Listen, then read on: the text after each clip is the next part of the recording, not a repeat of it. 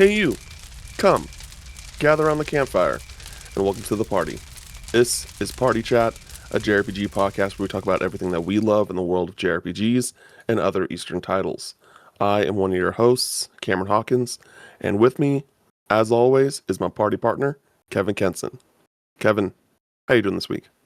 I'm good. It's a bit of a hectic week. I got some embargo things I can't talk about just yet that I gotta also finish making and also kind of start making. Today's a busy day, but it's gonna be a good week. Gonna be a good week. How about you? How you doing? I'm doing all right. Also super busy. I got a big work event starting next week, so this is kind of like the hell week of getting everything done, doing as much as I can Right. before everything gets started. And then playing some stuff can't talk about yet, but I'm looking forward to talking about when the time comes. And it's been an eventful week in the news for sure. Oh boy. Um, Yeah. yeah. So we got a lot to talk about. If you are a fan of the Pokemon series, for sure. So, but yeah, I mean, I don't have anything else really new to uh, report. But I'm excited to see the Chainsaw Man movie in a couple of weeks. I, That's kind of like my main thing. I didn't actually see from our chat yesterday. Did you end up successfully grabbing everything you wanted to grab from the magic drop? Uh-oh. Oh, Um, that's not a good smile. like no, at the end of the day, no, no. But I got the thing that I definitely needed, which was the Jaw Secret Lair, Nice.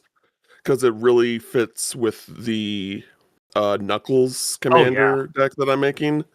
So yeah, I needed that one. Like Yeah. that was a need, but I I didn't get the Office one, which makes me sad. Yeah, I think that one So went really fast. I held back, but if I was going to get any of them, Jaws would have been the one I tried for as well. Like that. I also just run Red a lot, so it's like, oh, these are like actually relevant, useful cards too. But also, yeah, Jaws is great, and the Jaws card itself was awesome design. Like, absolutely love how it's the movie poster, basically. yeah, very cool. But I'm very scared for the uh PlayStation. PlayStation Secret Lair that's happening in a couple of weeks because I think a lot of people were very upset with I think everyone was kind of in this hive mindset with this Secret Lair where they're kind of like this was the last straw for me Mm. where of just like how it's all handled and apparently they like people have learned that if you get through the queue and you share your link, you skip the line, Oh, which that's is a huge issue. yeah, And because so, anyone like, looking to apparently, scalp is going to get through the queue and then share it with other people that are getting them more resources to scalp. Yeah. because people were talking about how their queue time jumped significantly as they were waiting, and that checks out based off of the idea that hey, a bunch of people are just skipping the line. Yeah. And so I really hope Wizards fix that, but even more so, just do one item per order, Yeah. right? Like Which they did that it's not that for Sonic, I think, right? And they did they did, yeah, did they they do did it that for for Final Sonic. Fantasy too? No, they didn't Oh, do it for okay. Final Fantasy. They did it for Sonic, and then they decided to revert back, and it's just like, no, you were correct. It's like things still sold out, and then more people get to buy the fans, the players Yeah. actually get to buy what they want. Um, and so, yeah, I really, really hope that for PlayStation, they do the, one per limit. Because I think for most people, they're like, for this PlayStation drop, they're going in because they want to get one of all of them, right? Because they're all like PlayStation. Like, some people I know, like my roommate, like He's only really getting he only really wants the God of War ones and the Ghost of Tsushima one.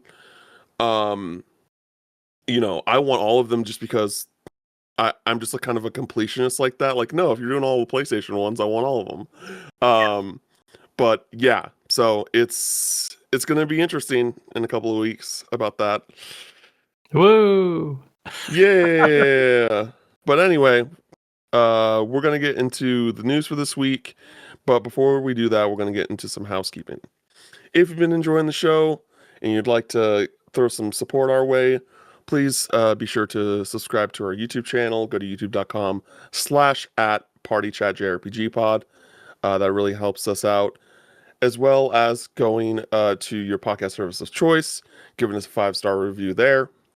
If you'd like to throw a bit of money our way, we do have a Patreon where we have paid tiers where you get rewards like getting the podcast a day early, access to our Discord, a monthly Q&A, as well as Campfire Catalog, which we are actually recording the episode for the Lunar Games this week. So that's going to be going up to Patreon either over the weekend or early next week. Lastly, go to youtube.com/Kevin Kenson and hit the subscribe button over there as we try to get him to 1 million subscribers before the end of 2025. So for this week, the episode is going to be structured a little bit differently because of just the context of what we're going to be talking about. So for those that don't know, there was like a super major Pokemon leak that Massive. happened. Like absurd. Where we basically know what the next generation of Pokemon games are looking like, and things like that. But because it's like so substantial, I kind of want to go over the smaller news for this week and then go into that kind of as like a last news story / topic of the show, partially because we're on a bit of a time schedule for this week, and also just like I think that there's enough here that it's worth like doing it this way. So hope you understand. But yeah, so that's how we're doing things this week. The first thing that I wanted to talk about, and I'm gonna throw it over to Kevin, is we got a new Dissidia Final Fantasy coming. But it may not be the kind of Dissidia game you would like. Yeah. Oh boy. So yeah, a few days ago, Square Enix teased that we were going to get a new Dissidia reveal, and they said right away it was going to be a mobile game. Like we just knew that right from the start, and that gave a lot of people some apprehension. Because the thing is, right? I think I never want to say that like mobile games can't be good. Like there are some fantastic wonderful mobile games out there, and I think it's unfair to like shade it that way. But there is absolutely a trend of like big name company with big name IP creates gacha game, puts it on mobile, waits for the money to like roll in, and it's not always the best execution. I mean, Square themselves, historically, there's been some good ones. Like, I think Ever Crisis is like solid for what it is. I never really got into it, but I heard good things about the last Dissidia mobile game, which was Opera Omnia. But it was still like a gacha game at its core. And this new one, we just got the actual full trailer reveal this morning. It's Dissidia in this context of like, yes, it's all the heroes from across, Final Fantasy games coming together. But the pitch for this one, the trailer's definitely one that's a little bit more of like a hype trailer. We don't really have a full layout just yet of like how this is going to play and handle, but it looks to be a cooperative game where different Final Fantasy heroes get together to like hold off monsters, evil, whatever. And it's in modern day. So it's like, oh, like Lightning is suddenly in like modern day Tokyo, and she's joining up with Cloud and these other like major Final Fantasy heroes to, fight off whatever they're doing in the storyline. Which is not a pitch that I'm ever really that excited about. Like, I'm into Final Fantasy because I like fantasy. So it's like, oh man, like, look, you can get Terra in like a cozy modern day sweater, and it's like I know there's an audience for that. I'm not going to pretend there aren't people who like seeing that kind of mishmash, but it's just not really for me. Uh, I'm curious to see a lot more about the actual bones of like how this all looks put together. They did end the trailer with like a little tease of like, oh, who are these other characters going to be that get added later? So you just have like their silhouettes blacked out. Uh, it's a new gotcha game for Final Fantasy. We'll see. You know, it certainly isn't. It's not like this is Dissidia in the concept of like what the original Dissidia games were. It's absolutely like leveraging that name to be like, oh yes, this is. It's kind of become the new header for like these are our crossover games. You know, whereas originally Dissidia was definitely like, you know, they're kind of 3D anime fighter line of games, and they've just diverted more and more away from that. Which like Yeah. whatever, man. Dissidia already kind of died after Duodecim for me. Like NT was not good, uh, and I haven't cared for other things Ooh. leveraging the name. So like, it kind of just is what it is at this point. I would love to see a return to like how the PSP one's handled, but I think that's kind of out the window for a while. Yeah, that's fair. And yeah, I watched the trailer this morning and I was just like, okay. Oh, alrighty. Like I don't see myself playing this game, but Yeah, the thing is a little scary too, and this is purely conjecture. This actually came from one of the folks in our Discord. Um, my brain is not working this morning. Uh, it was mentioned by Mitch. The idea that like because this is also modern day, it is so easily ripe for like fashion brand crossover slash like mm, advertising because it's like they're already setting that up right by being like, oh look, like you can have the characters wear like modern day clothes and be fashionable and not just have like their traditional fantasy attire. It's like, yep, that's you could easily get some brand synergy going with this concept already. So yeah. you know And that's one kind of of a the pessimistic view of how it could be channeled, but it's also yeah. not that unrealistic of a thing. Yeah, one of the things that was also mentioned in the trailer that if it matters for people is that it's only going to be in Japanese voiceover. There's not going to be like an English localization for it, which kind of sucks. But again, like I don't see myself playing it, so it's like, oh, you know, it is what it is, I guess. Yeah, I think that also um, spells out a little bit what the budget and like goal for this is right now. And who knows, maybe they'll add that later if it's like making enough money and they're like, "Oh, we think we could really expand like our western share if we like got English voice acting added in." yeah, But yeah. I can't imagine a single.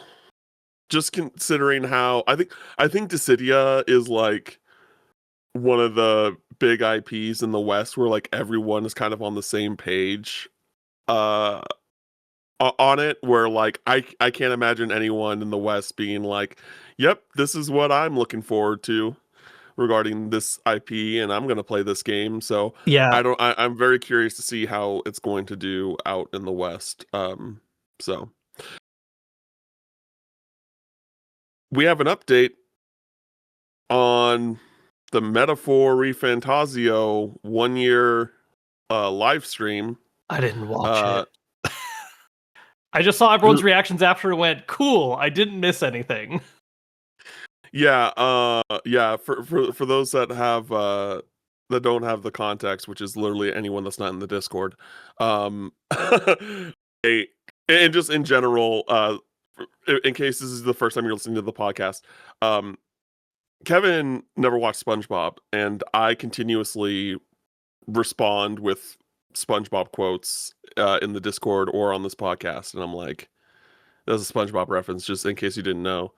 And whenever I am disappointed or we basically got nothing from an like a anticipated announcement, I just like share the screenshot of the Valentine's Day episode of SpongeBob where Patrick gets the handshake as a gift, and he's just like staring at the hand, being like just like feeling super betrayed and like disappointed. That was basically that live stream. It was just like just the disappointment. Um, but yeah, so basically what's worth mentioning is that, so first and foremost, Metaphor is doing a limited time collaboration with Round One. Round One is basically a bowling slash arcade place.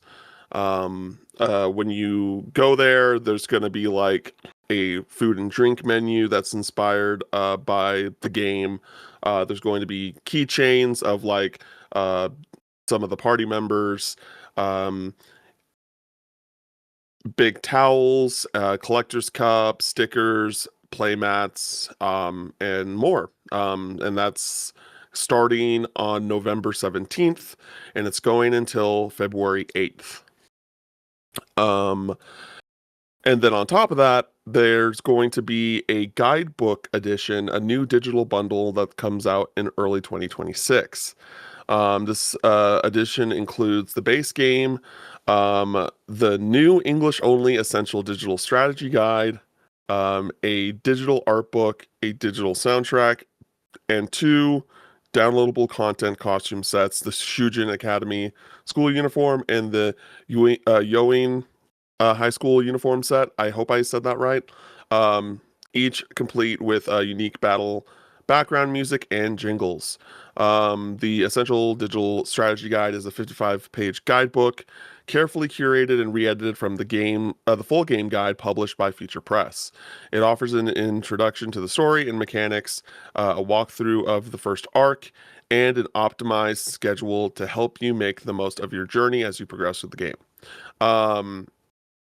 That was all reported thanks to Gamatsu. And then apparently users who already own the Alice 35th Digital Anniversary Edition, you basically will get a free copy of the digital strategy guide when it comes out. And yeah, that's that. Do you have any round ones near you? Is that a thing you're going to try and go to? I do have a round one near me. I have one that's like attached to my mall, my local mall. Nice. Yeah, I've got a couple near me too, and I think I have a couple friends who really like Atlas stuff in general. So I think we're going to end up going as a group. I was looking over some of the specific stuff, and it's like there's some cool giveaway and like synergy stuff. Like okay, like if you get so much game credit, you get some keychains. They're doing it in phases. So like the first like month and a half is like these products, and the back half is a different set of products. I think the funniest thing about this collab to me is the food and drink stuff. So like one thing that's pretty standard at collabs is if you get like a drink, you do get like a special limited time coaster, and it's like out of a set of I don't know, I think it's like 11. Yes, like there's that's 11 cool. coasters that you can get But randomly. the food and drink specials. So there's a drink called the Refantasio Fizz, and like this actually seems like okay, like this makes sense. Like you tried doing a thematic thing. It's this blue drink. It's Sprite, Curacao, Calpico, whipped cream with like some blue and gold sprinkles. Cool. Like that seems like a collab drink to me. Maybe it's one of the regular drinks with some whipped cream and sprinkles on top. I don't know. But like that at least like is a concept to me. The other special, Crown Bearer's Bite. It's gyoza. Like there's not it's just straight up gyoza. Like there's not like it's like I think this is just the gyoza you normally have. Like it says with lemongrass, so maybe that's like an additional flavor they don't put in there. I don't know. It's just kind of funny to me where they're like, ah yes, like this is our themed snack, and it's like it's literally straight up gyoza. Yeah. But yeah, like as someone with a round one nearby, I'm probably gonna check this out. Maybe I'll try to get some of the merch that's coming out of it. But yeah, that is a very specific announcement. Like if you don't have a round one near you, it's kind of just like, all right, that's a cool thing, I guess. Yes, it's one of those things like when it starts, I'll check it out for sure. Just because it's by me. Yeah. But I don't know. I think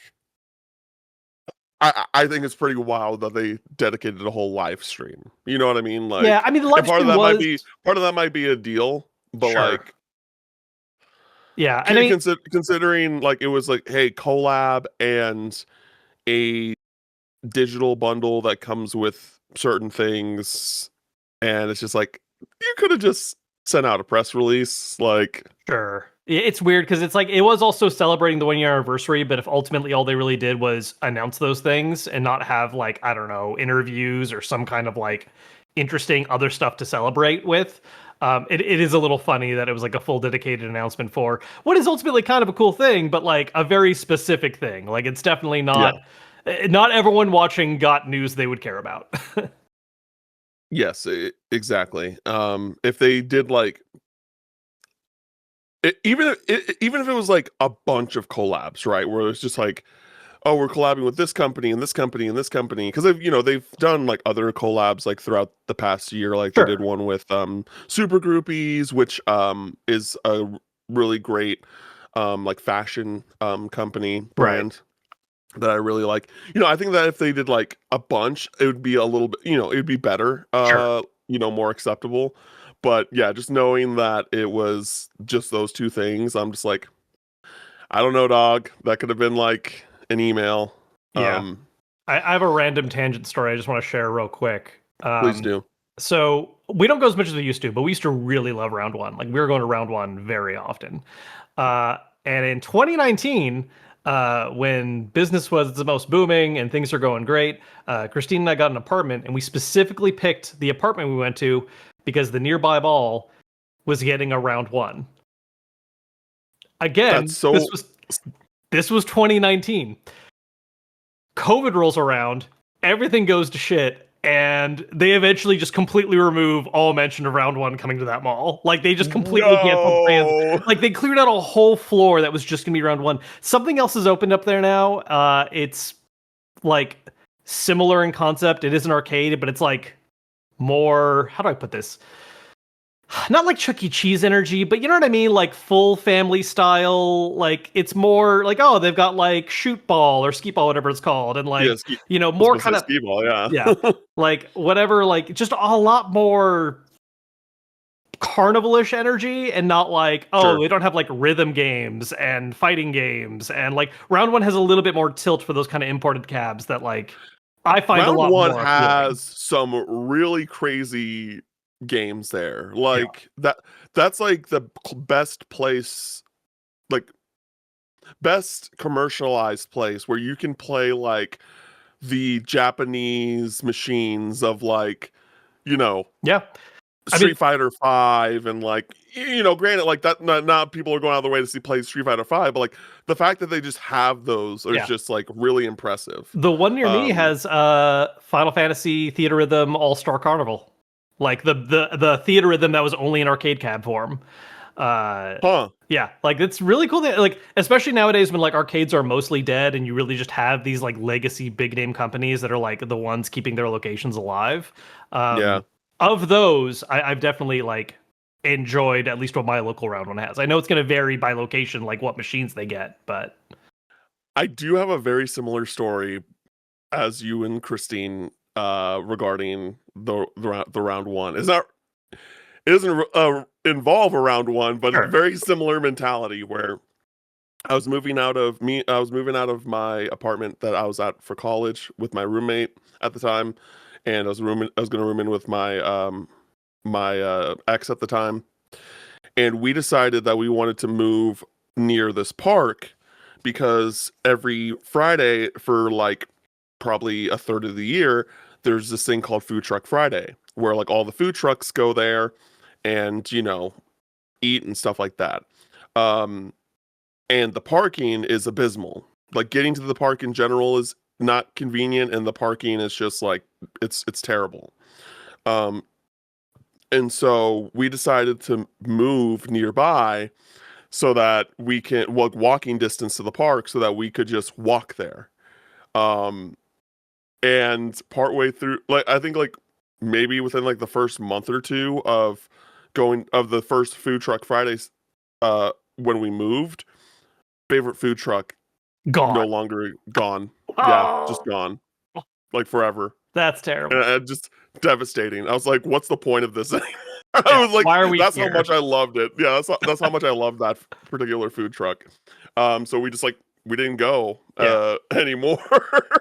Pain. Still worth it because the rent was cheap, but compared to most of the rest of Reno, but yeah, that was a very funny bit. Um anyway, Anyway, back to the news. yeah, and really the rest of the news is just a bunch of fighting game stuff. So there's a bunch of DLC coming out soon for different fighting games. And we're gonna start with Dragon Ball Fighters. Dragon Ball Fighters is alive and seemingly well, everybody. Dragon Ball Fighters is getting a new DLC character, Super Saiyan 4 Goku. It's going to have a balance update that just came out, so that's out now. And the they're like introducing like a new mechanic to the game. Like they're really like bringing this game kind of back to life, which is pretty wild. So basically they are bringing quote strategic depth to Zereflect and updates to every character. They didn't say when Goku is coming out, but they did, he's coming out in spring of 2026. Yeah. Also worth highlighting for anyone that it is in depth on this stuff. It is the Daima version of SS4 Goku. Yes. Not the GT version, if that matters to you. It really does to some folks. Yep. Yep. Different design, similar, but not the same. I'm glad you mentioned it because I would not have known that was there was a difference there. There is it's one of those things where like if you aren't like super into Dragon Ball and you just saw the Daima design after seeing GT like whatever a decade ago, you'd be like, oh yeah, like I recognize this. But when you put them side to side, there actually are some pretty important differences. Like in Daima, the hair is red instead of being kept black.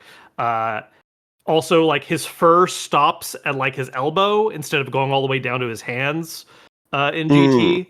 And like the outfit's a little different. It's fine. I do think the GT version looks like a little better, but some people are really in it like which one's the better one kind of thing.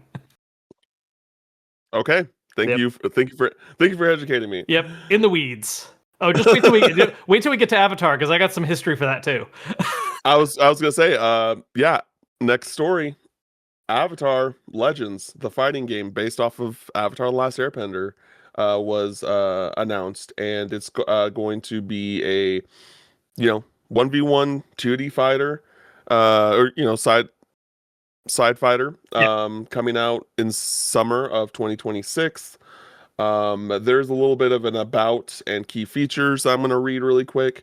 It says Avatar Legends, a fighting game, is a fighter rooted in the spirit of elemental mastery. Designed for both newcomers and veterans, it channels the energy of classic fighting games while breaking new ground in movement, style, and combat expression. Built with a focus on fluidity, responsiveness, and online integrity, the game invites players to discover what it truly means to fight with purpose. Hand-drawn in 2D, it is crafted to preserve the style and expressive animation of the original series. So it's going to have 12 playable characters at launch, with many more released via a season model. Selectable support characters influence your fighting style and grant special moves. A unique flow system with movement-centric gameplay. Single-player campaign with original narrative. Combo trials, gallery mode, best in class netcode and crossplay, and with more features and mechanics to be announced soon. Yeah. And I did look into this. So the company that is developing the game is called Gameplay Group. Like they are publishing it, yeah, and they're developing it. Yes. They're known for like them fighting herds. For anyone, but that's also where. So here's the thing. Okay. They didn't make that game. They didn't make. They did not make that game. So because I fell for this same trap, because when I first looked into it, I was like, oh yeah, I knew of them fighting herds, but I never really looked that into it. So this is the company that basically bought out other devs that had effectively failed projects and have kept them alive. Okay. The original devs of them fighting herds are gone. Like that all fell apart, I think, in like 2023. Really? Yeah. I feel I thought that I assumed that game was successful because I it's an indie game that a lot of people know about. It was successful in terms of fandom, but like they didn't like they didn't keep supporting it. Like they were supposed to have like story chapters come out, and there was like planned like multiple DLCs, and then like they just stopped. And I don't know if that was a money issue. I don't know if that was mismanagement. I don't know the full history there. But it was after this that they got acquired, and Gameplay International or Gameplay Group is the company that is basically like taken it. They also took in another game called Diesel, which was from the same people that had also acquired. Or at least had published them fighting herds a ways back. So this is the first like new game underneath this company like name and title. I don't know the like maybe as part of acquisition and changes there are some people who were involved with like Mare 6 back in the day and are still working on this one. But it's one of those things where it's like it's very easy to look at this company name and look at how they like have their portfolio listed. It's like, oh, these are the guys that made that. It's like it's actually it's not. This is effectively a new thing. Okay. Yeah. Them's Fighting Herds is also a really bizarre. No, I was just gonna say Them's Fighting Herds is such a bizarre story. Like, have you ever actually like looked at that game like in depth, like what happened with that? No, I just know it was a fighting game with like horses, right? So it was originally a My Little Pony fighter that they made without getting any kind of like license or IP rights, and they got C&D'd by Hasbro. So they ended up having to like restart basically. Okay, well we've already like made a fighter. Like they were almost done when that happened. Yeah. And amidst all that happening, what's her name? Lauren Faust, like the creator of at least My Little Pony Friendship is Magic, the one that inspired like them making this fighter, reached out to them and was like, "Hey, I heard about what happened. I'm gonna like, can I help make like replacement character designs?" So they have like the person that made like they made a fan game that they then were no longer allowed to make, and then the person in charge of the creative vision for that game was like, "Hey, like, let me help make like your replacement characters," which is so freaking cool. That's very cool. Yeah, obviously Hasbro is never going to let that fly. Like that, of all companies, Hasbro is not one you want to poke. Yeah, but. Yeah, that's totally fair. But yeah, Avatar. I mean, the trailer looked neat. I don't know. We'll see. I feel like the history of Avatar game adaptations has not been wonderful. There was like a Korra game that was not very good. Oh yeah, the Korra, and that was developed by Platinum. Yeah. See, that's what I'm talking about. When I said Platinum has had their misses the other day. I know they've had their misses. I know. But yeah, that's yep. Hopefully it's cool. Like it's kind of surprising there hasn't been like a fighter for that brand yet. So we'll see. Yeah. Oh yeah. Very like Avatar is an IP that I've just been surprised it's taken so long for so much of like the just like collaborations and like things that just like, yeah, that totally makes sense. Like, why did this not happen 15 years ago type deal, you know? Yeah. So yeah, very cool. Next thing worth mentioning is in regards to Fatal Fury, City of the Wolves. Joe Higashi is now available in the game as the next DLC character. In Grand Blue Fantasy Versus Rising, the new DLC Meg launches on October 15th, which will be tomorrow. So the day that this podcast goes public, or sorry, no, 2 day, the day before this podcast goes public. Jesus Christ. And then in Tekken 8, Mary Zoe is launching on December 1st for season 2 character pass owners. December 4 for everybody. Alrighty. It is time to break open a duel. Oh wait, no, different IP. Oh, yeah. No, I love that. I love you did that. I love that you did that.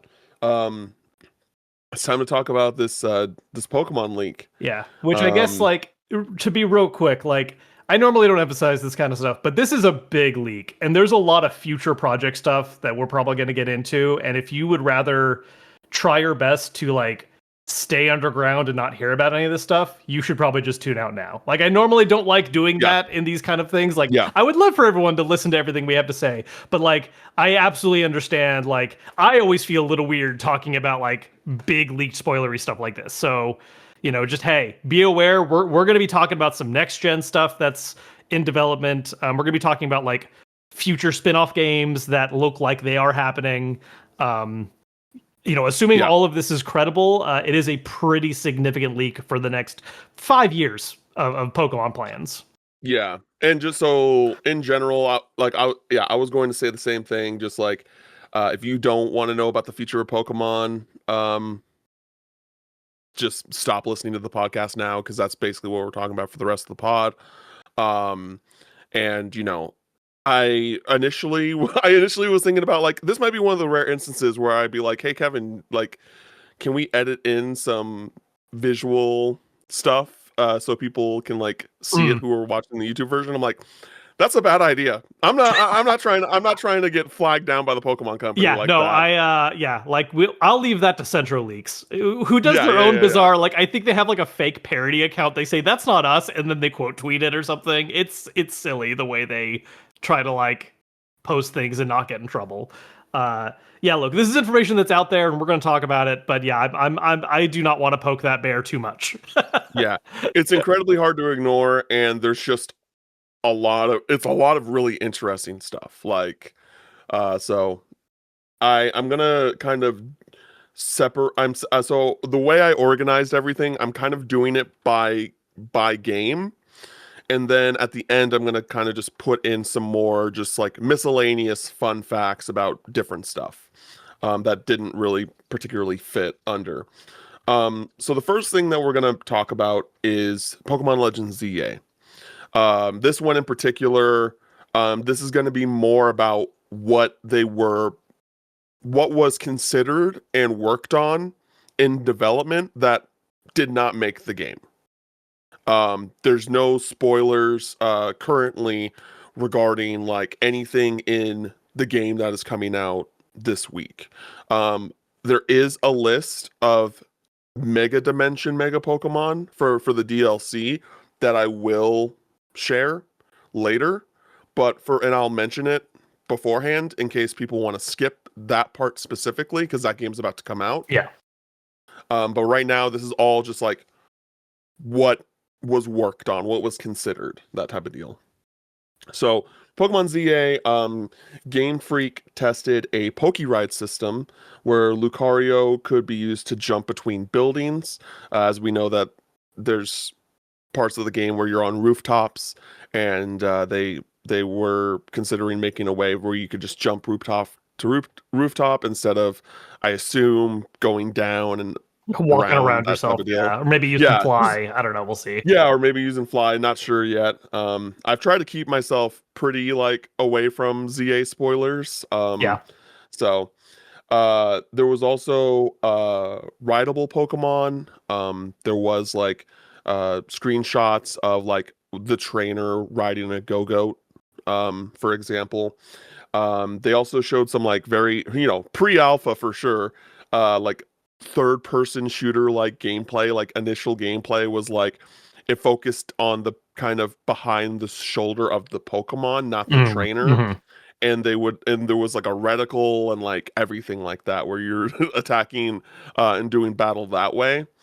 Um, Probably the most interesting thing that I really wish that they did put into the game uh, is they were working on a 4v4 multiplayer mode where, which I think is interesting considering the combat system of that game. I was gonna say, is Like that I think 4v4 like simultaneous? Like, is it like is it like 8 Pokemon on a battlefield kind of thing?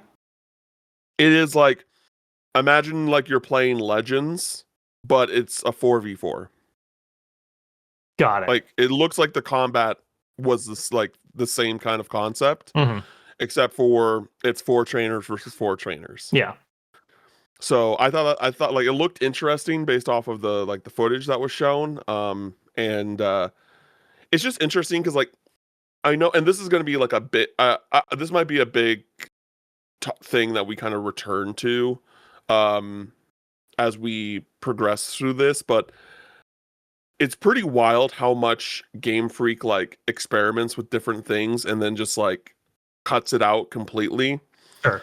because it's one of those things where for me that I think a big issue that I have with Pokemon over the past few generations is that the game, it's not that the games feel half baked, but it feels like it just feels like that there could be more, Sure. right? That they could do more, whether it be like the visuals or just like the like the content or like different modes and things like that. Because like when you're the Pokemon company, you like really have no excuse, in my opinion. And we're gonna talk about some budgetary stuff as well soon, and that just kind of like even furthers my opinion on that.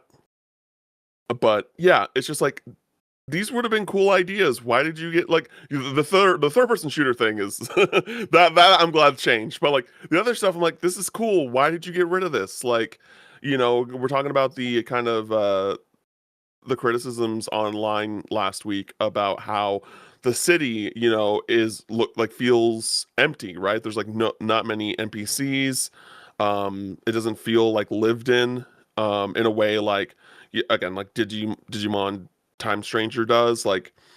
And yeah, I just feel like that it's kind of, especially going into the Switch 2, I think it's kind of inexcusable. Like I think that that you're now in this era of technology for you for the Switch 2 where like I better start seeing some changes. And I think from what we've seen, we're getting there. Like the I see the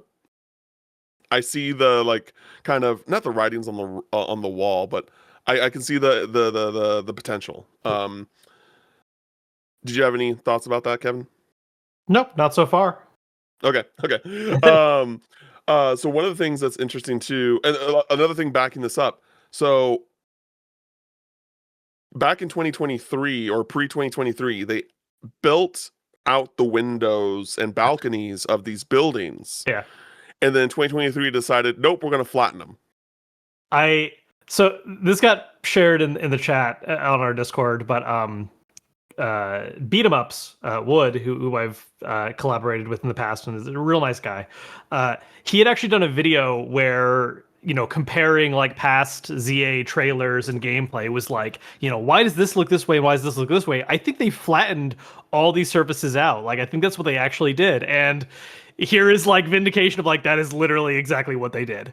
And you have to Yeah, wonder if like someone at the Pokemon company like saw that video and like I'm sure there might have been other people who like kind of came to a similar conclusion if they were like, should we change back? Like people are noticing and they're not liking it. But that's what they did. yeah, yeah. Again, like, and it's probably because of the Switch hardware, right? Like, I can Sure. understand that to a certain extent, but um, Yeah, I mean, a flat surface yeah, is so much easier to render in the background, and like I think Pokemon for a long time has always sacrificed environmental detail in favor of trying to control the performance best they can. Even when the performance ends up still being not great, like with Scarvi. But like, I mean, it's like the classic trees, right? People get angry at Pokemon trees all the time, and it's like, yeah, they're not that particularly detailed or great looking, and like that's just a sacrifice they consistently make for it's cheaper and it's less overhead on the on both the cost and the processing power. I've never thought about the trees in Pokemon. I'm not gonna lie. It came up a lot for Legends or for Legends Arceus. Oh, I mean, Legends Arceus. That just visually in general, that game was not great. Sure. Um, and then lastly, the budget for Pokemon ZA is apparently 2 billion yen, which is approximately 13.17 million USD. Um, so again, we're gonna talk about other budgets down the line, and like I think that there's something interesting about how people. I saw like some discussions online when they saw like when people saw the budget of the game being like, oh, man, I forgot the exact words, but it was so well thought. Like, because I think a lot of people are kind of in the mindset understandably so, about like how, oh, like I want more games with lower budgets. I want Yeah. games that don't take as long to make and things like that, which totally get it. I think with the Pokemon company, like you just you should throw more money. You are the Pokemon company. You It's have the a you have the lot. biggest IP in the world. Yeah. Like, I think like when a lot of people talk about wanting smaller budgets and whatever, we're also talking more about like getting more like new IP in the mix and like taking the experimentation. And particularly in Pokemon's case, it's like they're making that money back. Like they yeah, know they're making like however much stupid amounts of money for every sale. So it's like this is a franchise where because it is a very on schedule, like there is a consistent release schedule planned for this IP, and we're getting a main line every 3 years, although that's also changing right now, which we'll talk about. Um, but like they know they're making their money. And so it's like there's a certain yes, kind of baseline. I'm not saying it has to be the most expensive game made out there or anything like that, but there is room to invest and spend on it, certainly. yes. It feels very like penny pinching to me, where it's like, hey, we're going to give this game the lowest budget that we possibly can, Yeah. that like is that's not going to, and even then wasn't the case for Scarvi, that compromises the quality of the products. And that's the thing too, right? I think if Pokemon was consistently cheap but also like solid, I think it would bother people less. But like we've seen the performance issues that like come up. Like, it's like a running joke that Yakuza, I don't care that sometimes I see a PS3 render in a photo somewhere because they just reused an asset. Because it's just kind of funny. And I've come to expect that from that franchise. And Yakuza is also like a relatively niche fandom. Like it's not a small Yeah, thing, but it's not like one of the biggest IPs in the world. And when it's Pokemon, it's like, okay, we know you're making like crazy money across the board. Uh, and not only are you cutting corners, but you're cutting corners in a way that's like, it's not that you made a small project that is a polished small thing. You made a project that you didn't even really polish what you were going for creating and released it in kind of a not good state. That makes the budget thing a little bit more of a headache. yeah, Like I think if yeah. Pokemon was still 2D, like if we had the top-down visual or something still, and they just never went to 3D, and the budget was still small, but like whatever, we were just getting consistent Pokemon games, I would feel less raw about the budget being that number than like, oh, you made the shift to 3D and you're trying to do all these bigger things, and you're only investing how much?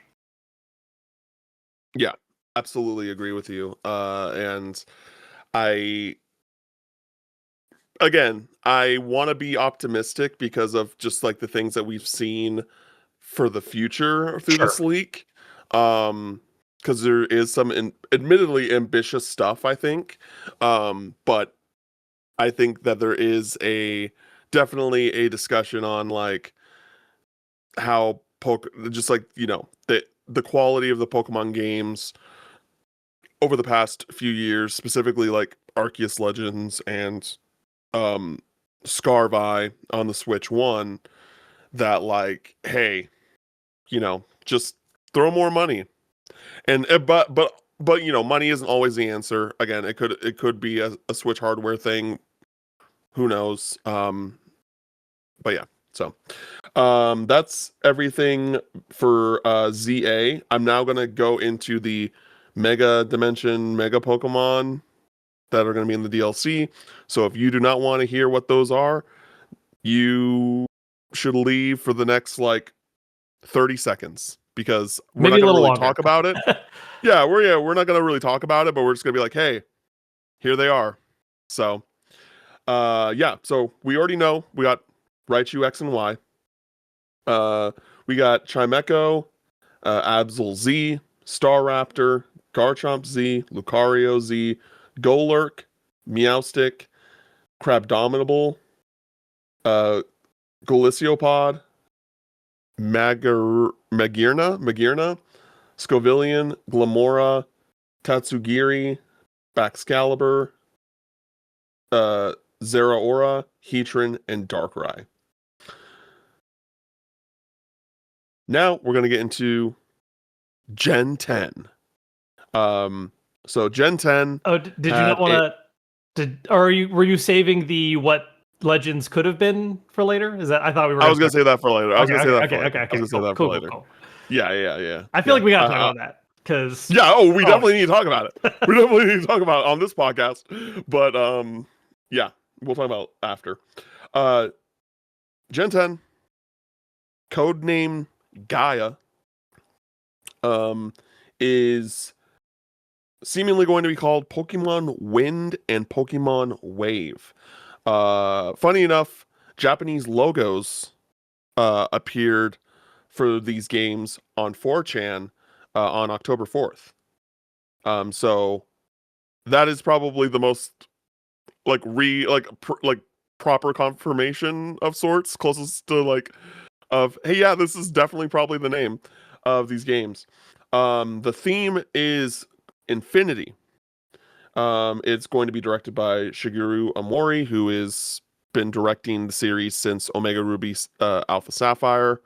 Every mainline game outside of Brilliant Diamond Shining Pearl and then like Ultra Sun Ultra Moon. I think he's directed every other like mainline Pokemon game. Um, and Legends Arceus. It's going to be a Switch 2 exclusive. The region is inspired by Indonesia and Southeast Asia. Game Freak was considering other real life regions, including Canada, Greece, which was like the long standing rumor was Greece, yeah. Scandinavia, and the west coast of North America.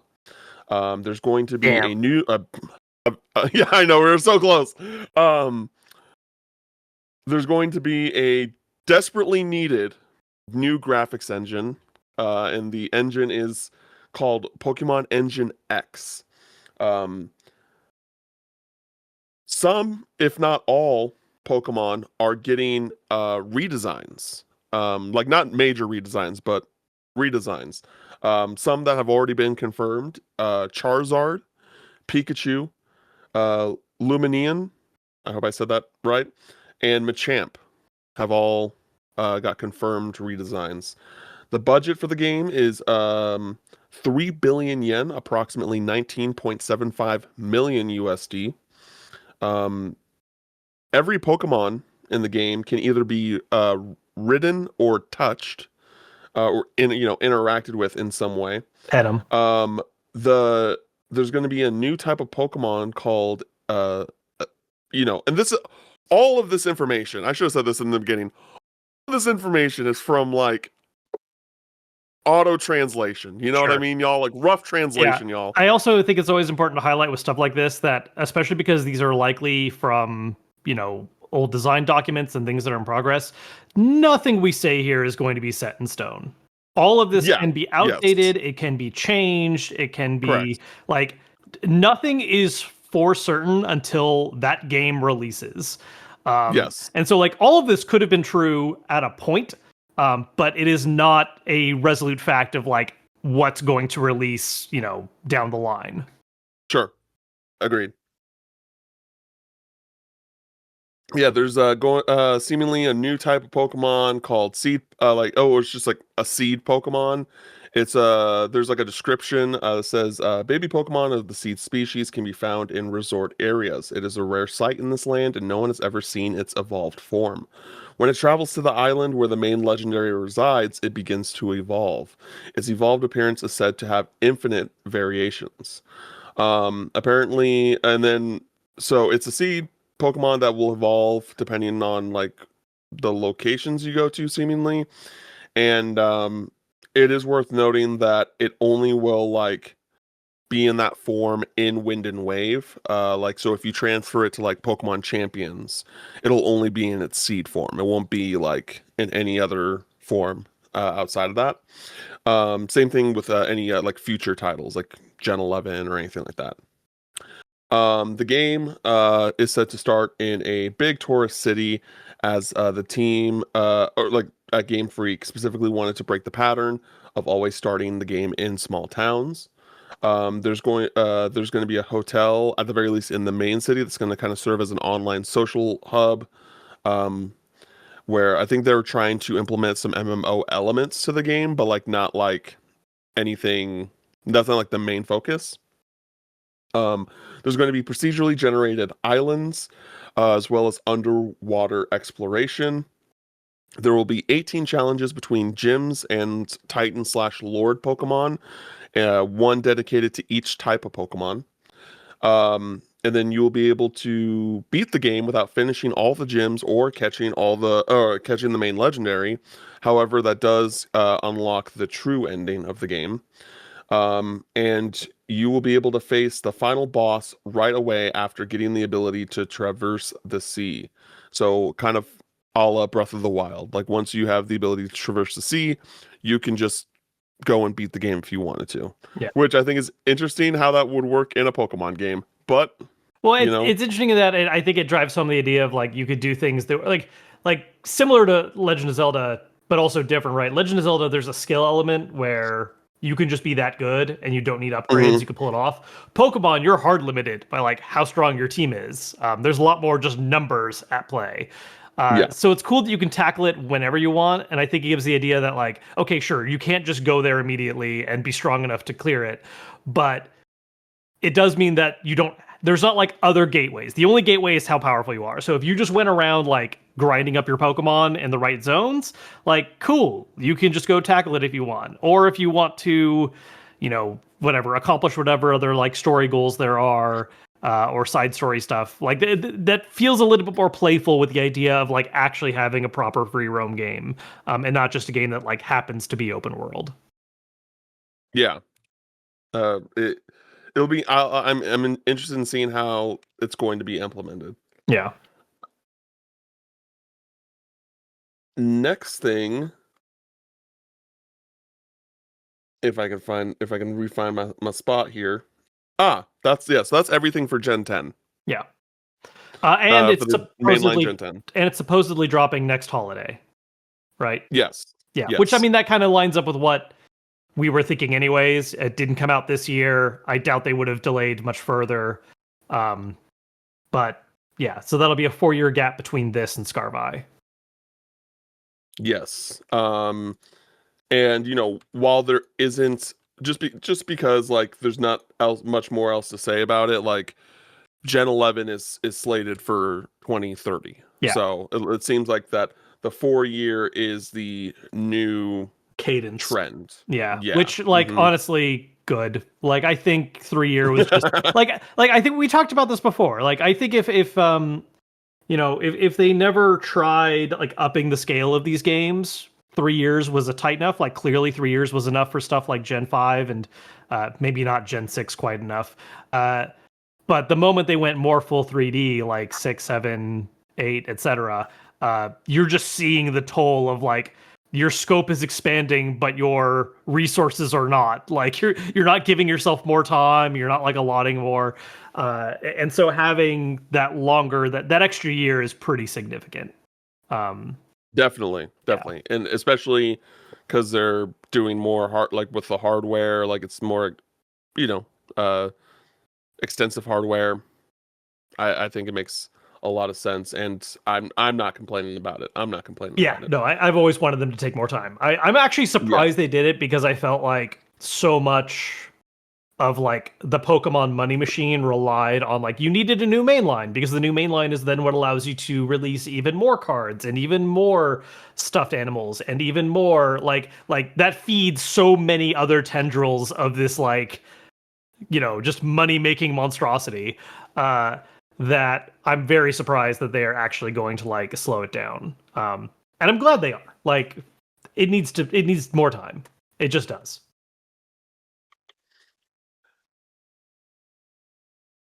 next game is in regards to the next Legends game. Codename Ringo.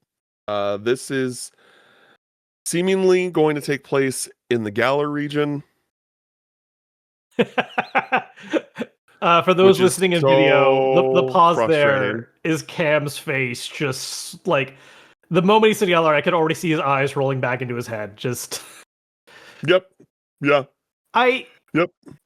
look, it makes a certain sense in that, like, from a looking at spreadsheets approach, look, we as fans have our opinions, and there are Pokemon fans that have their opinions.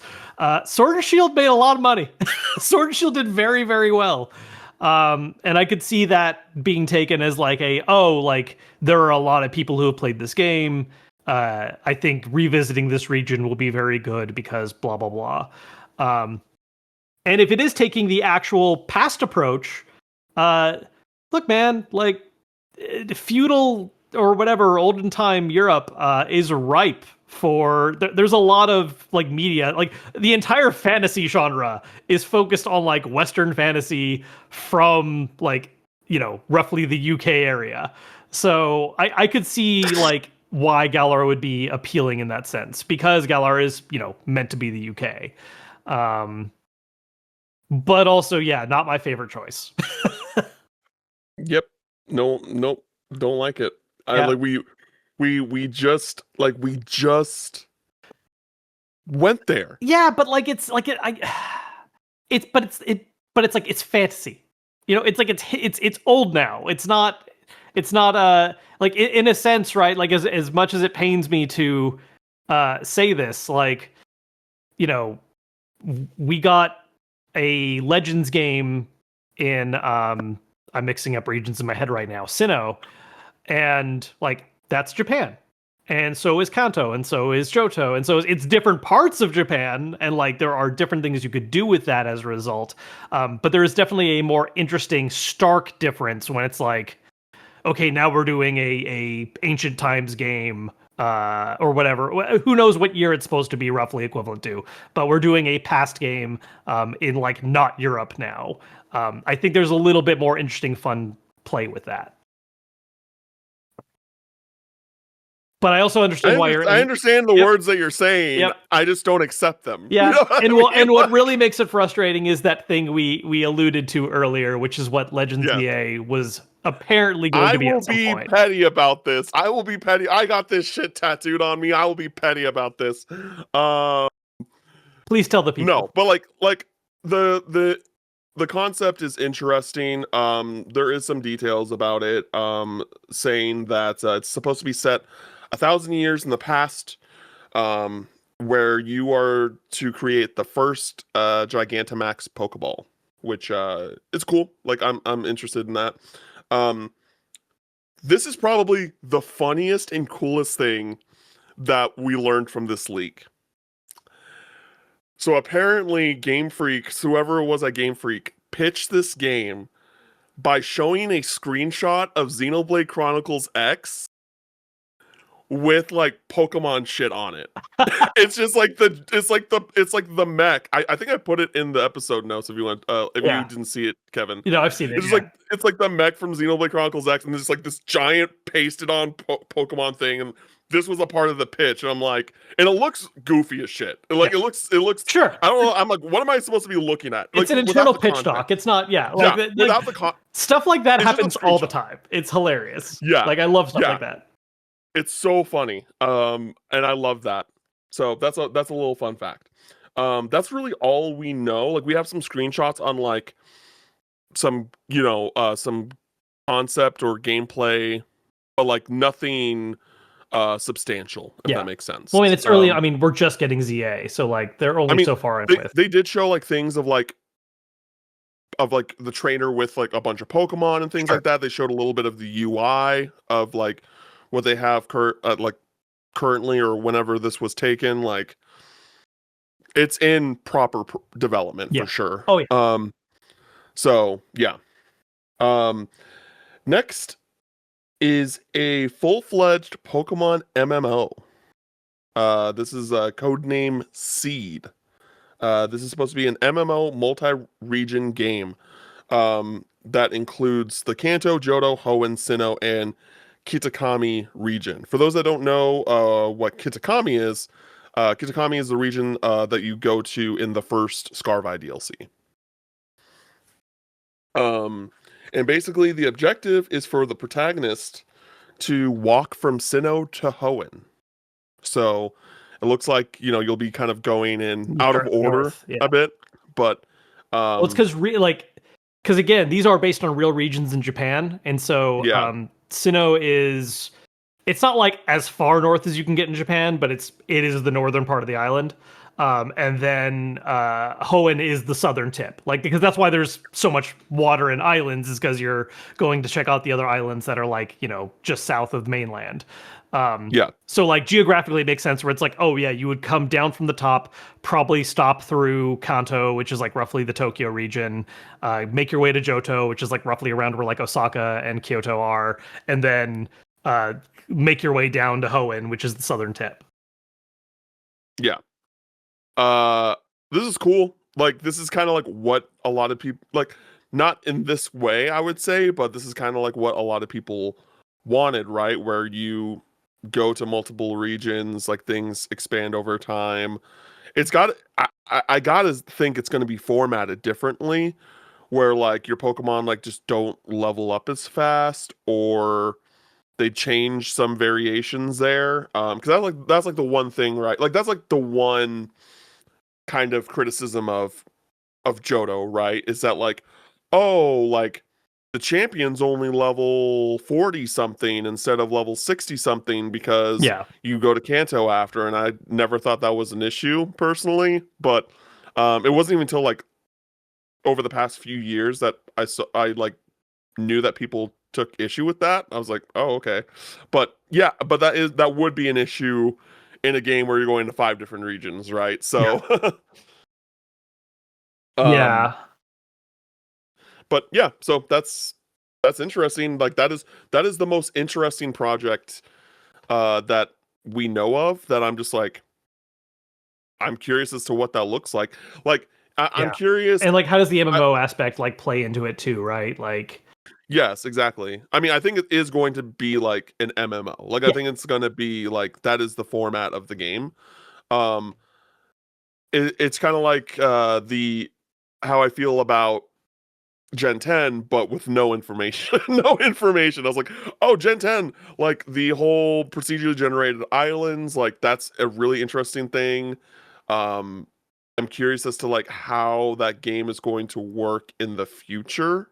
sure, Like in the sense of like that game's gonna like probably need like servers, right? In a way that well, I mean, the other games do too, but like I guess more extensively, and so I'm kind of curious about the longevity of sure. that It generation in a way I haven't in previous games. Yeah, I mean, it depends on how it handles the procedural generation because like you don't need an online connection for that. It just needs a random seed that'll then like Sure. make it during initial boot up or whatever. Starfield does like a similar thing. I'm not Okay.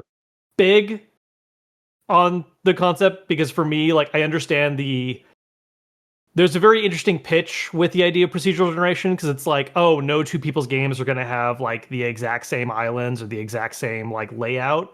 Um, but the problem that they tend to run into is, well, they still have core source resources they pull from for what makes up these islands, and what you end up with is, yeah, they're not identical, but it's like, cool, there's just this many randomly created islands that still kind of have the same-ish vibes and things, and it's not actually engagingly interestingly different, right? Like it is Yeah, my different, but like is it different in a way that actually matters to like the player experience?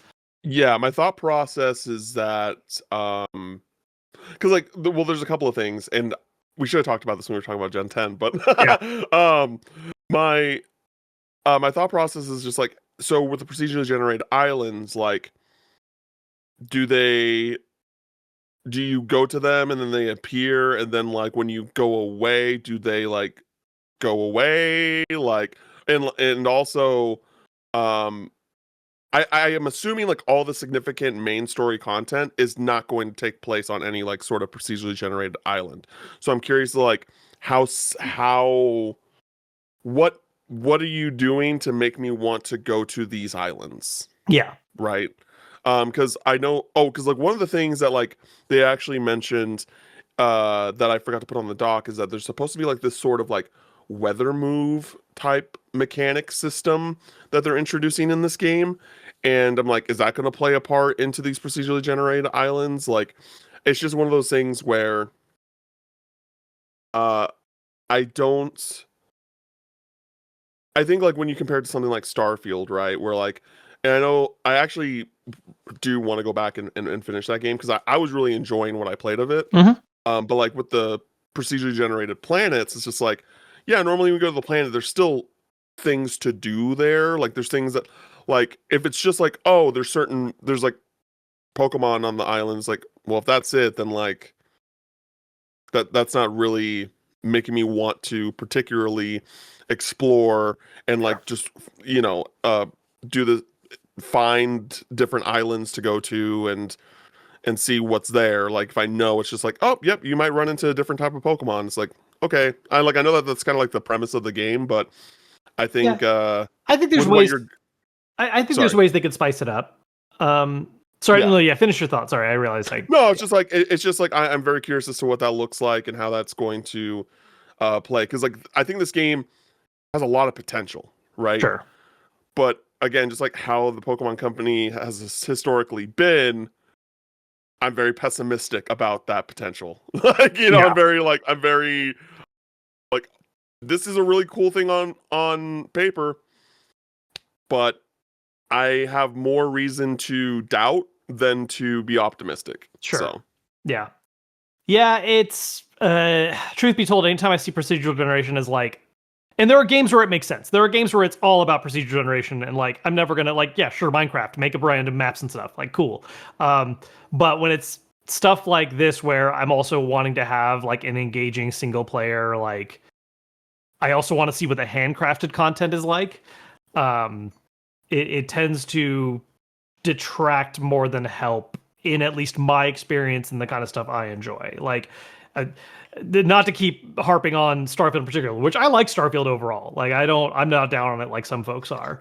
But I will say that the most fun I had in Starfield was when I was doing all the things that were actually handcrafted, dialed in things like the faction quests and like main story stuff. And just going to like a random planet to explore it was usually the low points for me. It was like, cool, yep, it's this type of environment this time, and like I can find a random mine, and the mine is 50% the same as another mine I've been to, but then a little different, and then like, cool. That's neat, I guess. And that's so fair. that's my worry when it comes to stuff like that, where it's like, how are they using procedural generation, and uh, how does that balance out with like maintaining that kind of single player engagement? We'll Yeah. see. Like I'm not saying that it's a doomed concept. I think there are ways to do it right. It's just I've seen it go wrong enough times for me where I'm just kind of like, okay, like please let this be the good one. I hope. Yeah. Some miscellaneous stuff.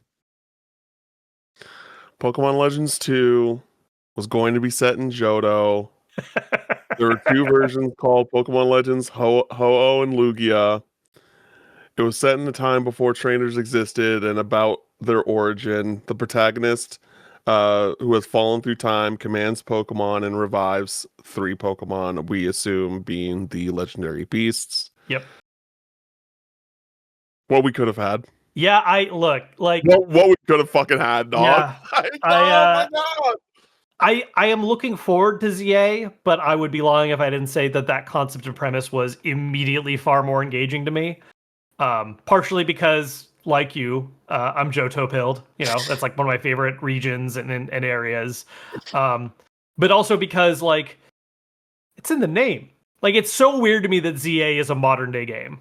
Because I even remember when we first Yeah. got the trailer for ZA, and I was not alone in this. I absolutely know a lot of people were saying this. We got the first trailer, and it's like, oh, so it's going to be like the origins of like Lumio City being built or something. Like maybe you're going to have a hand in like the city being built. And then the moment we got like a second updated trailer, it's like, oh no, this is actually advancing the timeline forward and is a modern day game. And like I realize that the main thing about Legends is that it's a spin-off and that it's meant to be like room to experiment with different combat styles and like have other 3D Pokemon single player experiences. But especially with Arceus and the name Legends, It felt like that was going to be a core premise of the spin-off series, was like, oh, we're going to keep like going back in time, and maybe it's not always like, the same window of time when Arceus took place, but like it's going to be like in the past. And then ZA is not at all. And then originally, the first concept that was pitched with this Johto one, it's like, oh yeah, this immediately makes so much more sense to me in so many different ways. Um, yeah, what could have been? Who knows? Maybe, Cam, maybe this is the timeline we were saved in, because in an alternate timeline, they stuck with this idea and it was terrible. Like the game, just for whatever reason, was the absolute worst impact on the Johto legacy, and we are fortunate it did not come to pass. I don't know. But we didn't. And here's the thing that's fucked up. Here's the real thing that's fucked up. Is that why not make Legends 3 Johto? Just use that concept and push it to the next game. I would have been okay with that. I mean, they clearly, there's something about that design decision they just don't like. And I don't know what it is. Couldn't tell you. They hate Johto.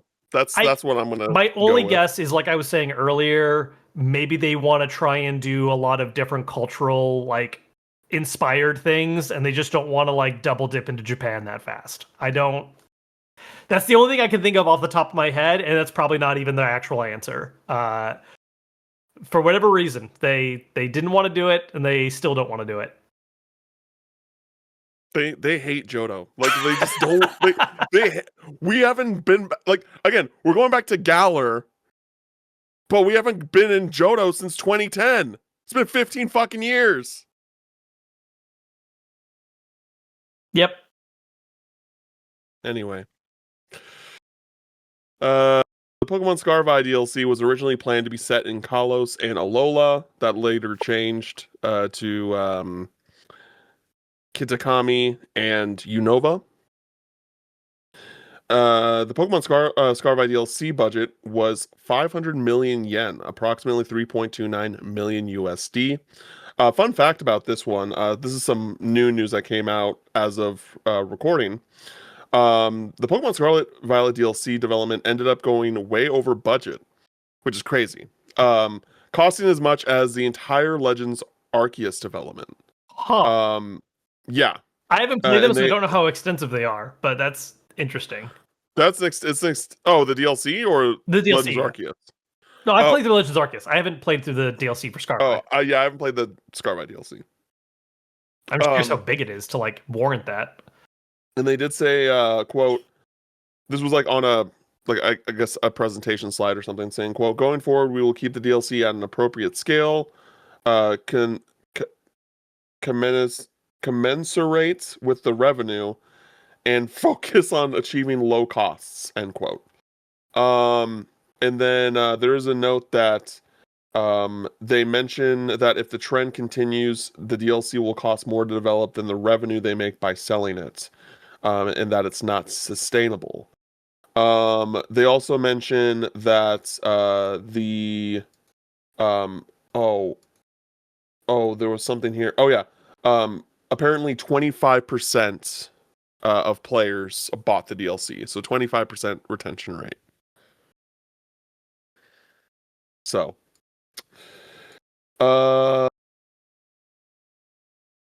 next thing, Game Freak was originally planning to create a Pokewalker app for Sword and Shield. You would connect your phone to the game and could take your Pokemon with you and play mini games. You could even catch Pokemon in the the Pokewalker app and move them to the main game. As in case it wasn't obvious from when we were talking, there's going to be no Unova remake during Gen 10, and there was again some information shared, like a quote of sorts, kind of like a lot of the leak has been saying, quote, remakes made for Black and White and onwards should have a lot more love and care put into them. I hope that they become good games that will allow people to enjoy eras different from the Legend series. End quote. And then there was like a kind of like again, these are all just like basically on slides, talking about how they approach the Legend series versus the mainline series. Mhm. In the Legend series, they say it's about digging deeper. It's targeted at gamers, digging deeper into action, digging deeper into the worldview and history. While the mainline series is about expansion. The target is wide, including beginners and fans. Furthermore, it promotes the expansion of play through communication. Um, and then this is pretty interesting. This is some interesting stuff. So apparently, the reason why Masuda stopped directing the Pokemon games was because he was banned. Apparently, um, this was referred to as, quote, the era of Masuda's absolute dominance, end quote. Masuda alone handled development planning, personal decisions, public relation, and game design. Up through Black and White, it was an era where no one could oppose him. However, this led to a concentration of power and the organization began to run out of control. In personal matters, quote, unnecessary people, end quote, and, quote, favorites, quote, end quote, emerged. The game's content shifted from being focused on fun to being driven by PR. They could no longer do proper game design. Various problems arose during the development of X and Y. Masuda got into an argument with Shugamori, resulting in a decision that he would no longer be allowed to direct from then on. Yeah. Interesting. And yeah, there's a whole like document detailing that stuff. Because he hasn't But directed since Gen 6? I think Gen 6 was his last Yeah. one, Yeah. and one of the things that's also interesting is that Omori, and this is kind of a correction from what I said earlier when we were talking about Gen 10, is that Omori seemingly isn't directing Gen 10, but he more like pitched the game. Because when Omori took over, starting with Omega Ruby Alpha Sapphire, it basically did not change. Like he basically was just the new Masuda. And yeah. So that's interesting. Masuda is my goat. You know, he directed Pokemon Crystal, and uh he uh he did the music as well. Like I like it sucks to hear, but you know, he's one of my goats. Yeah, X and Y is one of is the last one that he did. Yeah. But he has been still a producer for the series moving forward, Yeah. or in a supervisor. Yeah. His name But is he still is not. attached. Yeah. Yeah, but he's just no longer in charge. Which I don't know, dog. Something changed. Something changed. About the quality of these games. I don't know, man. Well, okay, that's not true. Scarvi's great. Scarvi's great, but like, I don't know, man. But I think is that there's, Starby great? No. I gotta give him there's like, another shot. Yeah. there's the era of like Gen 1 through 5, and then there's the era of 6 through 9, and like, I don't know. You could say one is notably better than the other. That might be my old man talking. I would certainly say to not be too old man yells at cloud saying that the older ones are just straight up better. I will say there was a stronger sense of consistency the first 5 gens. And I Okay. think, whether you like changes or not, there's a bit more scrambling, I think, moving forward after that. With either how certain things are handled, because it's like Gen 6 on is when we started getting one-off special battle mechanics that keep getting added, then dropped. It's when we start to see some kind of, performance and budgetary, like, kind of design choices, affect the visuals of the game. Because even Gen 6, where like, I feel like Gen 6 within itself feels pretty polished. It also feels fairly unfinished compared to most other Pokemon games. Like there's like zero post game. Like you just kind of beat the story, and then you're like done. Yeah, there's definitely a shift that happened going into like the more 3D style for various reasons. I'm sure. Like it's always fun to be like it's that guy's fault, but like I'm sure there's so many different things, aspects of like the company culture and just goals and shifts over that time. But that certainly feels like the most significant shifting point. It was going from like Mhm. 5 into 6. Yeah. Oh, definitely, 100%. And I was super excited about it. I really was, and I just think like as time has progressed, I've soured a lot on the switch to the full 3D. Yeah. Um, but what you gonna do? Talk about it on a Um, podcast like everyone else. yeah. Shaking I our think fists. it's just because like when they announced it, I was like, "Oh, eventually we're going to get to like the Pokemon Coliseum, Pokemon XD Gale of Darkness approach." And it just never happened. Yeah. Like even now, it's just like it's just not a thing. Yeah. And it's a bit mind-boggling There's to a me, lot of but spin-off styles they just kind of abandoned after yeah. Yeah, like those style of games we haven't really gotten a new one in forever. It kind of got replaced by like, oh, well now we just have our one main platform and that's where the games come out. So we don't need to make like that kind of thing. Yeah, and like I've talked about this before, there's a lot of spin-off style titles that like they haven't really done in a while. Like we got a remake of Mystery Dungeon, and technically Mystery Dungeon is like a collaborative thing with another developer, but like yeah, it just feels like there's like a type of spin-off game that has not been done in quite some time. And we're maybe tapping into a little bit with like I forget what it's called right now, but the not Animal Crossing one with Ditto. Pokopia or whatever. Pokopia, yeah. The one that always bothers me because I think it should be like Poketopia or something, and it's like no, it's not. It's Pokopia, and it's like what? Okay. Yeah, man. Look, all this stuff in summation. I hope for the best. We'll see how much of this ends up actually being true and comes to pass. Um, I feel like if none of this works out, it's just kind of a continuing thing of how I already feel about Pokemon, where I will probably foolishly give them my dollar out of habit and just wanting to see where it's going, and then I just go, "Yep, they made more Pokemon games." Yep. No, it's one of those things like right where because I mean Pokemon made me into a gamer, right? And so I have this undying like loyalty to them. Which some people could say like you don't need to do that, but I'm sorry, I Yeah. am. No, and that absolutely is an argument that like happens a lot, right? Where it's like, oh, Pokemon's only as bad as it is because people keep buying their games regardless. And like there's a truth it's to that. There is a there truth is to some that. truth to that. It's not like you can place all of the blame on the fact that it just keeps being successful, because there's plenty of successful franchises where the company also chooses to like invest and push boundaries. And that's not even to say the Pokemon doesn't push boundaries. They just don't necessarily give it the time and resources it needs to like hit what it needs to become. Like it's Yeah. yeah, a franchise I have a deep nostalgic love for and a constant frustration of the state of. Yep.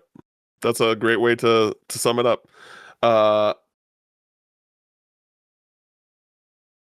there was something that I was going to say, but I completely forgot. Um oh, are you yeah, this was gonna ask you. So are you planning on picking up ZA this week? Like tomorrow or in a couple of days? I want to. I have so this month, as I've said, is like packed with a You're lot of things. busy. Yeah, No, I'm I know busy, you're and busy. that's what. But that is one of the games I would like to put some time into. Um, I think ultimately it's probably going to get put on the back burner. I think I am going to pick it up, but I don't think I'm probably going to touch it till like next month or December. I'll probably like dive in for a little bit, but like Oh, okay, yeah, I don't yeah. see like going the full push this month. Yeah, I really want to play some before next week's episode so I can like talk about it a bit because Yeah, what I'm playing primarily right now, I can't the two things I'm playing right now, I can't talk about yeah, for a while. yeah. And so but also I'm super busy Yep. this week because I'm doing all the I'm preparing for this event. Yeah. That I'm just like I don't have a whole lot of time to play video games more than usual. So like I didn't play anything yesterday. I should be able to play some today, thankfully. but yeah, just it's a bit Yeah. tough The- out here right Yeah, now. and especially working in this field, it's like balancing out the things you want to play that have released, and then the things you want to play that you actually got a code for, and so you have that extra push to be like, okay, no, wait, I really need to do this because like there's a little bit more of that sense of obligation. I can say what I've been playing. I can't give any opinions about it yet, but I did get a code for Outer Worlds 2, and the thing about that style of RPG and me is that I'm just going to restart it 17 times, like trying different things at the beginning because I love seeing like just how different, like, oh, like, you know, maybe because I have these skills, things might play out differently or whatever. Like, that's just my thing with a lot of Western RPGs. And Mhm. it's a terrible habit when you have a thing that's like on a time limit because it's like, you should really just like see what the later game's like too. Like, oh man, like when Baldur's Gate was in early access, I can't tell you like how many hours I put into like the very beginning of that game. Just like my amount of time in Act 1 of Baldur's Gate 3 versus my time in like Act 2 and 3, like exponentially higher. Yeah, Baldur's Gate is a game I very much need to go back to and finish. Part of that is just because I've just been so busy and it's just such a, titan of a RPG. I just Yeah. don't I it's just not the right time to really get into that game a game like that. Also it's one of the few games that I actually play on PC because it just feels like that it's meant to be played on a No, PC. for sure. Like that style of isometric. I mean, it's not pure isometric as you can zoom in, but like that style of game feels very rooted in like PC keyboard and mouse like play culture. Yeah. And I will say Yeah. they did an excellent job with the gamepad controls for that game. Like that's actually for that style of Okay. game. Like it's one of the few where like it's a little overwhelming at first because it's just radial menu on top of radial menu. But like once you kind of get the flow for it, and maybe even take a little time to tune it in, it's honestly I think one of the best executions of like making that style of game fit a gamepad, Yeah. which is great. Yeah, I do want to get an Xbox copy of the game eventually, and if I do play it again, I'll probably play it on Xbox just to kind of see the differences. But yeah, cool. Kevin, do you have anything else for the people before we dip out? Uh, no, I got nothing today. I have this like weird feeling. Who you? Oh, go ahead, go Oh ahead, no, go ahead. I just have this weird feeling from this topic in general. Where again, like I always feel a little weird talking about big spoilers, like big leaks like this, Oh, for and sure. at the same time, I'm like, man, Pokemon, what are we doing? Like I don't. Maybe Yeah, this stuff's gonna be awesome, maybe not. I don't know. It's just a franchise I have such conflicted feelings out about at this point. yeah, yeah. No, like it's one of those things where, uh, yeah, like leaks are complicated, but I also think that when things leak, the news is reported, and Sure. I think that if you it obviously sucks, right? Yeah. Like this is not the way that I wanted to learn about this information. Right. Um But it's but we, out there. yeah, and on this pod we talk about the news, and so it Yeah. would be silly to like not talk about it. No, for sure. And we gave Um our warnings. We let people know like, oh hey, yeah, get out now if you don't want this. absolutely. I'm not trying to hit you with that spoiler YouTube thumbnail right now. Like that's not what that's not the goal right now. Absolutely. Now, the last thing I wanted to mention, actually ask you, uh because we know the answer for me, it's obvious, but I just want to make sure. Or you can. I'm not saying make sure, sure. as in like I want to make sure you're doing the same thing as me. But I'm Yeah, just yeah. curious, who you picking? Who's your starter for ZA? So here's the thing. Here's the thing. Mm-hmm. When they very first revealed who the trio was, Mm-hmm. I don't really care about Chikorita. It's my wife's like favorite starter, and love my wife, Chikorita's but not so underappreciated. I I. love And Chikorita. I am a part of that army that underappreciates the hell out of it. She's just a little.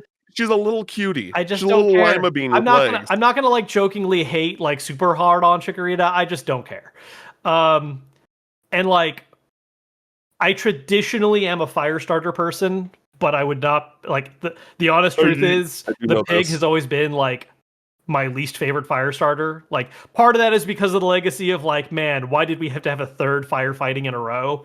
Not only that, but like I just thought that when I saw Tepig, I'm like, oh, you're just like the fire version of Turtwig.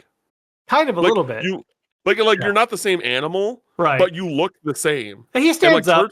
Like he stands up. Turtwig, I will always respect Turtwig for staying on all fours. Damn it! Like we need more yeah, Pokemon that don't stand up. Dude, it's my most frustrating criticism with starter Pokemon is Yeah, like, don't change your pedal. Like yeah. It's you're fine either sometimes. I think a it just quadru happens too much. Like, I yes. would love like a cat starter that doesn't stand up. We've had so many that just do the transformation. It's like there are cool quadruped designs you can do. Anyways, so initially I was leaning towards Totodile because like it was kind of just process of elimination. I also like Totodile. Like of the water starters, Totodile is one of the ones I do like quite a bit.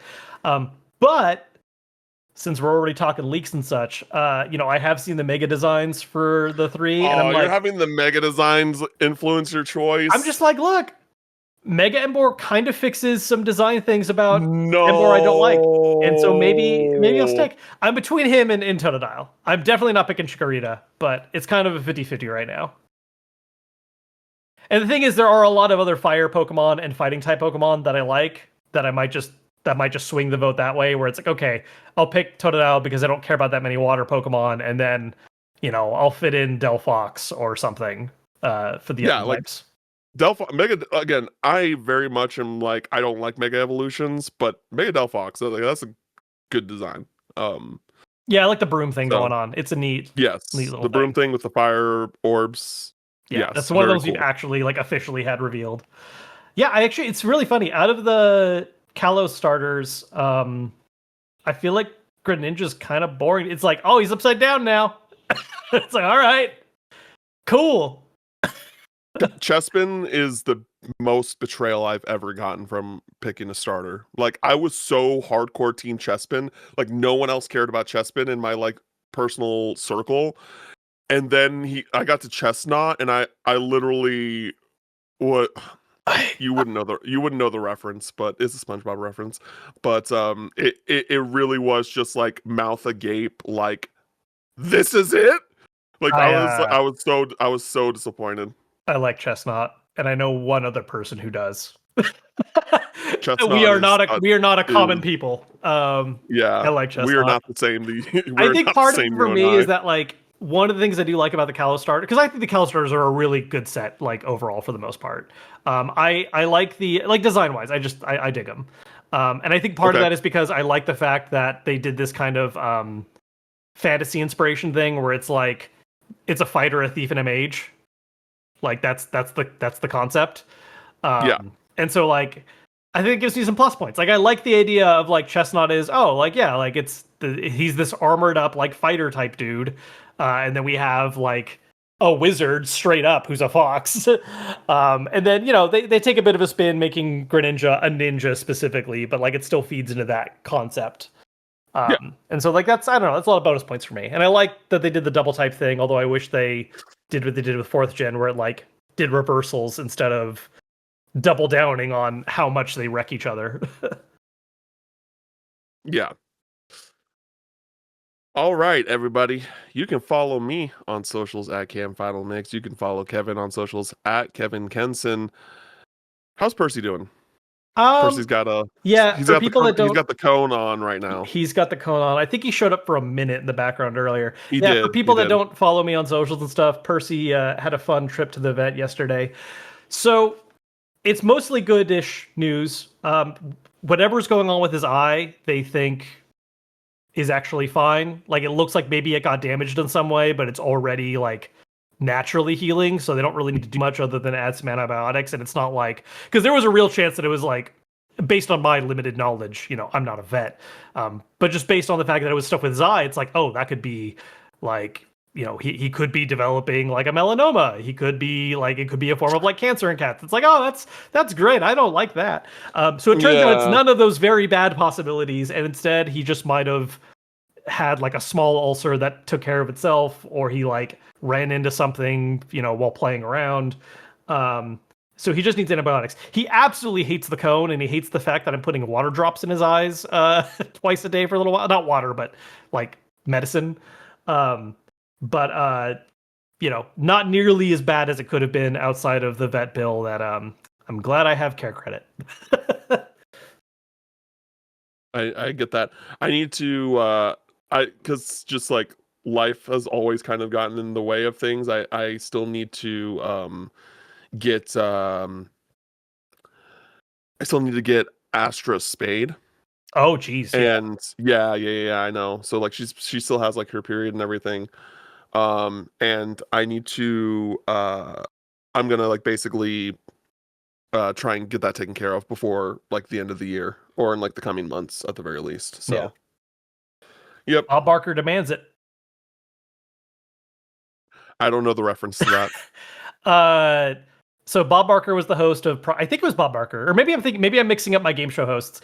Well, Bob Barker was the host of Price is Right, and now I'm double guessing whether it was him I or know who someone else. Bob Barker Yeah, is. yeah, but I can't Yes. remember who was him or another game show host now. Anyways, him or whatever game show host I'm thinking of, like they would always do their sign off with like, make sure you get your pets spayed or neutered, and like that was just like his personal message that he added like to the end of everything was like, hey, like that's a responsible thing to do. Make sure you do it. And so, thus my joke of Bob Barker demands it. But I'm now second guessing which actual host it was that did that. I think it was him. Yeah, I don't Anyways, know. bye everybody. So yeah, so anyway, this is our thank you for longest. listening. I wish we just went on a tangent. I wish we had like I should start adding like an outro music.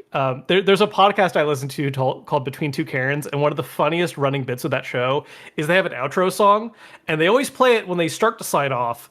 But there's like a very solid chance that one of the guys, Brad, will just start saying shit and like they'll go on some weird tangent. And so it's the outro music still playing, and it's like suddenly now like, oh, the outro kicked in, but there's 20 minutes of podcast left. It's always like the funniest thing when you notice that happen.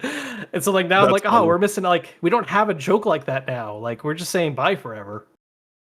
Anyways, Anyways, bye now. everybody, thank you for listening to this week's episode. And until next time, we'll catch you later. Later.